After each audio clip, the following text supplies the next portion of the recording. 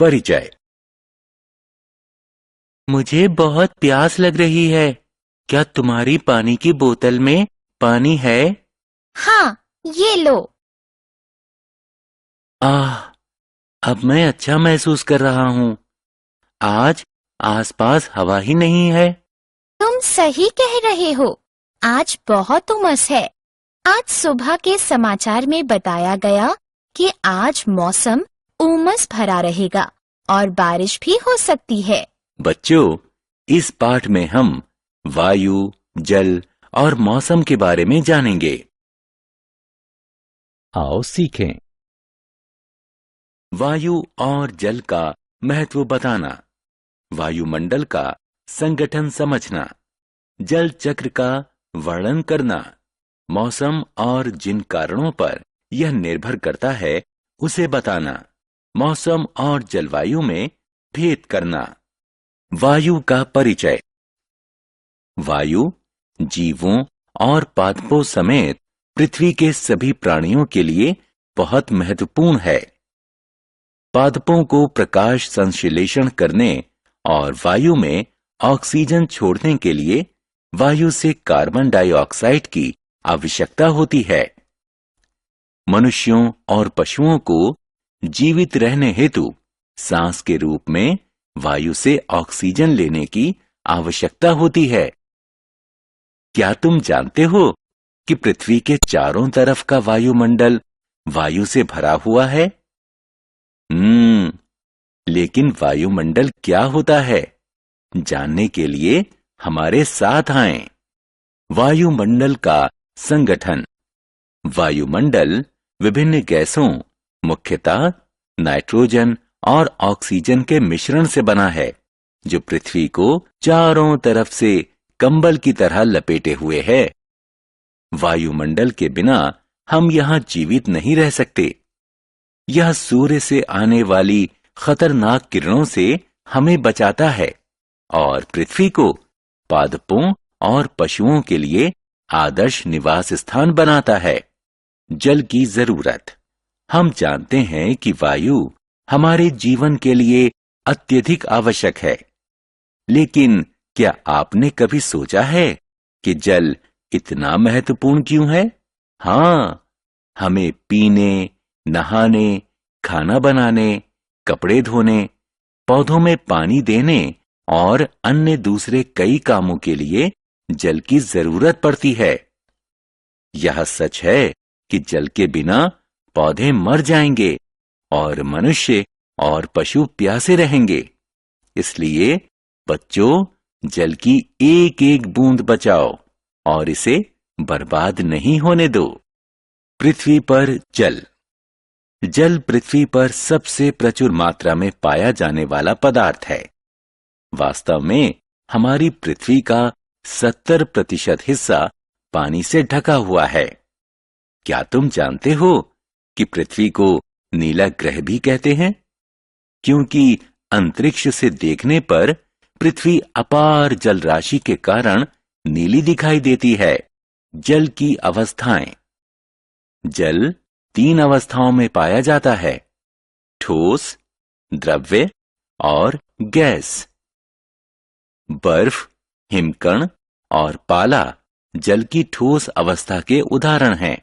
आपने नदी, झील, तालाब और समुद्र, बरसात और नल से आने वाले द्रव्य जल को जरूर देखा होगा। जलवाष्प वायु में मौजूद एक गैस है। आप गैस को देख नहीं सकते क्योंकि यह अदृश्य होती है। हमारे शरीर में जल। आपको यह जानकर आश्चर्य होगा कि मनुष्य के शरीर के 2/3 हिस्से में पानी होता है। शरीर का तापमान बनाए रखने में इसकी महत्वपूर्ण भूमिका होती है।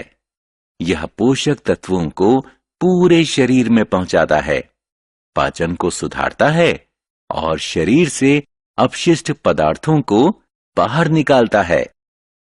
आओ खेलें। संबंधित रिक्त स्थानों में सही विकल्प भरें। जल चक्र।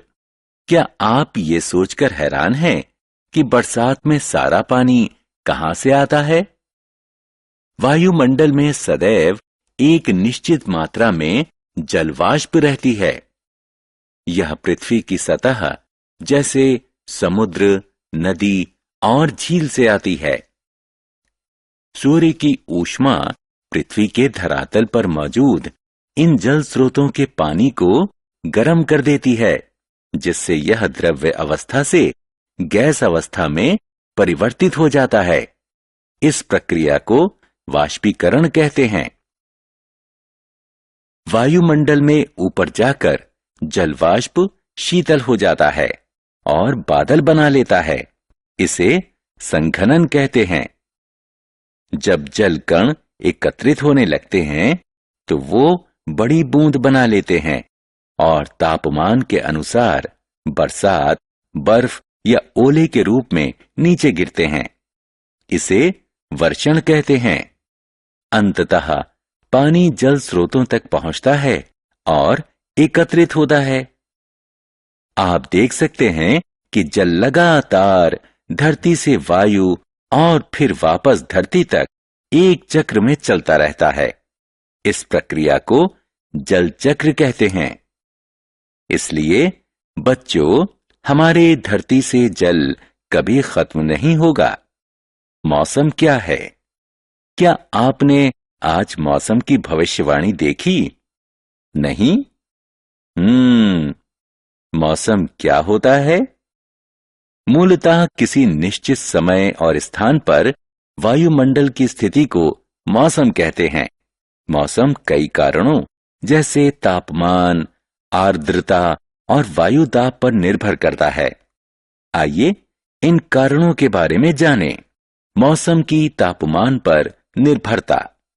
संभवतः हम सभी जानते हैं कि तापमान वायु की ठंडी या गर्मी का माप होता है।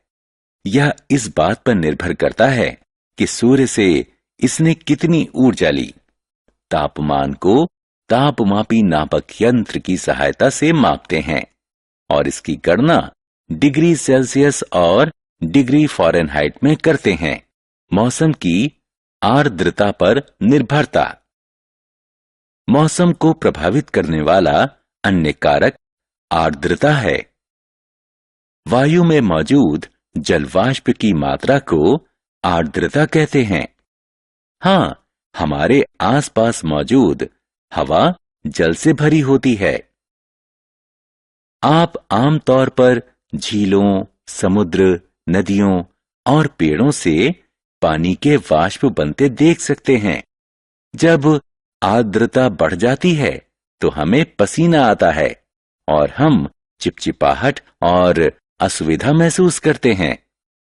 जब वायु में आर्द्रता 100% के करीब पहुंच जाती है तो वायु बहुत ज्यादा वाष्प नहीं रख पाती और यदि उस स्थान पर तापमान गिरता है तो जलवाष्प अपने मूल द्रव्य स्वरूप में वापस आ जाते हैं।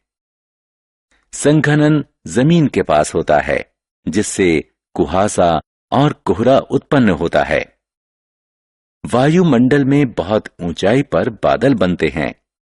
अंततः बादलों से पानी बरसात, बर्फ या ओले के रूप में धरती पर वापस आ जाता है।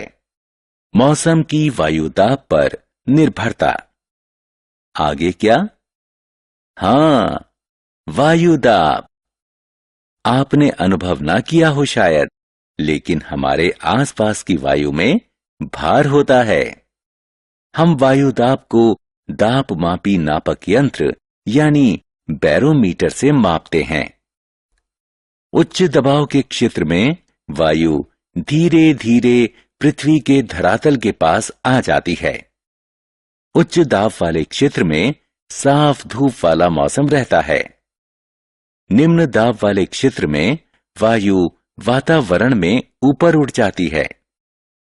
निम्न दाब वाले क्षेत्र में उच्च आर्द्रता, बादल, बरसात और दूसरे तरह के अवक्षेपण होते हैं। जलवायु क्या है? क्या मौसम और जलवायु एक ही हैं? नहीं। किसी क्षेत्र में लंबे समय तक रहने वाले मौसम से उस क्षेत्र की जलवायु का निर्धारण होता है। उदाहरण स्वरूप भूमध्य रेखा के करीब के क्षेत्र में गर्म जलवायु होती है और ध्रुवों के नजदीक ज्यादा ठंडी जलवायु होती है। बच्चों, अब आप मौसम और जलवायु में आसानी से अंतर कर सकते हैं। आओ खेलें। आइए देखें कि आपने क्या सीखा है। स्तंभ क से स्तंभ ख में सही जोड़ों का मिलान करें। हमने क्या चर्चा की? मनुष्यों और पशुओं को जीवित रहने हेतु सांस के रूप में वायु से ऑक्सीजन लेने की आवश्यकता होती है।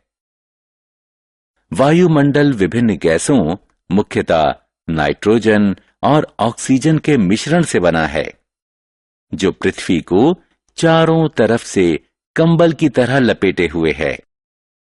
हमें जल की एक एक बूंद बचानी चाहिए और इसे बर्बाद नहीं होने देना चाहिए। शरीर का तापमान बनाए रखने में जल की महत्वपूर्ण भूमिका होती है। यह पोषक तत्वों को पूरे शरीर में पहुंचाता है, पाचन को सुधारता है और शरीर से अपशिष्ट पदार्थों को बाहर निकालता है। जल के लगातार धरती से वायु और फिर वापस धरती तक आने की प्रक्रिया को जल चक्र कहते हैं। निश्चित समय और स्थान पर वायुमंडल की स्थिति को मौसम कहते हैं। वायु में मौजूद जल वाष्प की मात्रा को आर्द्रता कहते हैं। किसी क्षेत्र में लंबे समय तक रहने वाले मौसम से उस क्षेत्र की जलवायु का निर्धारण होता है।